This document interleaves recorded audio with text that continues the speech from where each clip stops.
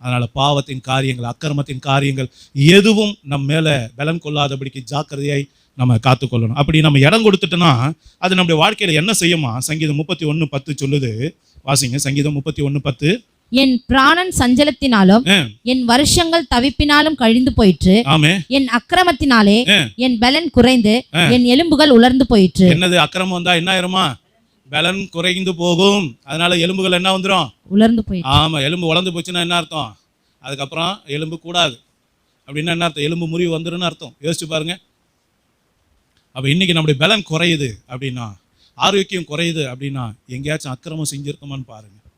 அது இன்றைக்கே நம்ம விட்டு, நம்ம குடும்பத்தை விட்டு அகற்றணும். 2வது 36 சங்கீதம் 12 வசனத்தை வாசிங்க. 36 சங்கீதம் 36:12. அதோ அக்கிரமக்காரர் விழுந்தார்கள். என்னாச்சு? அக்கிரமக்காரர் விழுந்தார்கள். எந்திரிச்சா நின்னாங்க. அக்கிரமம் நமக்குள்ள வந்துருச்சுன்னா நம்மளோட வாழ்க்கையில வீழ்ச்சி தான். எங்கேயும் விழுந்துகிட்டே தான் இருப்போம், தோத்துக்கிட்டே தான் இருப்போம். நம்ம விட்டு எல்லா காரியங்களும் கைமீறி போய்கிட்டே தான் இருக்கும். கவனம். 3வது காரியம் சங்கீதம் 37:38 வாசிங்க. அக்கிரமக்காரர் ஏகமாய் அழிக்கப்படுவார்கள். என்ன? அக்கிரமக்காரர் ஏகமாய் அழிக்கப்படுவார். நல்லா கவனிச்சு. நோவா காலத்துல ஆண்டவர் சொன்னாரு, மனுஷனுடைய நினைவு எப்போதும் பொல்லாததும் அக்கிரமம் நிறைந்ததா இருக்கிறது. அதனால ஒரே நாள்ல என்ன பண்றாரு ஆண்டவர்?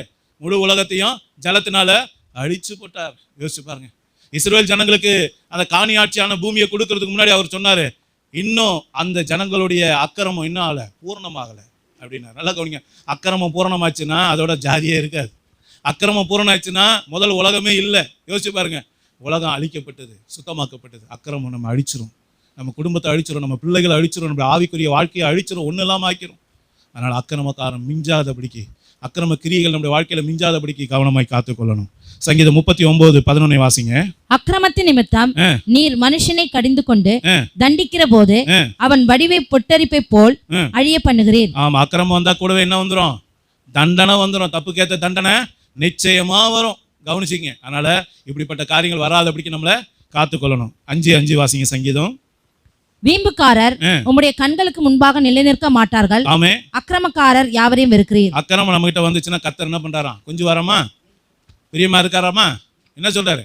கர்த்தர் வெறுக்கிறாராம். அக்கிரமம் வந்துருச்சுனால அது வரைக்கும் கண்ணே மணியே தேவ பிள்ளையே அப்படின்னு பேசிக்கிட்டே இருந்தாரு. திடீர்னு பாவம் செஞ்சவன மோசையை பார்த்து சொன்னாரு, உன் ஜனத்தை கூட்டிட்டு போல. அது வரைக்கும் என் ஜனம் சொன்னாரு. எப்போ ஜனங்க அக்கிரமம் செஞ்சாங்களோ, பாவம் செஞ்சாங்களோ, உடனே அடுத்த வார்த்தை ஏசப்பா வாயில என்ன வந்தது? மோசையை பார்த்து உன் ஜனத்தை கூட்டிட்டு போ அப்படின்ட்டார். யோசிச்சு பாருங்க. கர்த்தர் வெறுக்கிறா.